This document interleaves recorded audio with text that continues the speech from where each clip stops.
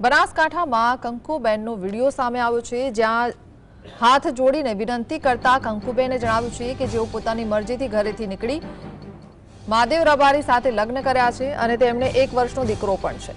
તેમણે સમાજના આગેવાનોને અપીલ કરી છે કે તેમનો સુખી સંસાર ન વિખેરવામાં આવે અને બાળકને માતા પિતા વગરનો ન બનાવવામાં આવે। કંકુબેને સ્પષ્ટ કર્યું છે કે તેઓ અહીં ખૂબ ખુશ છે અને કોઈના દબાણમાં નથી।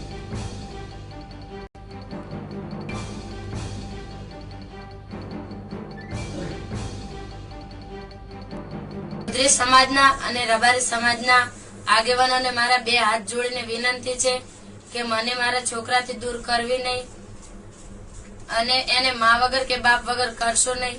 જે તે નિર્ણય લો એ અમારો માળો ના વિખાય એવો લેજો। વડીલોને મારી આટલી વિનંતી છે।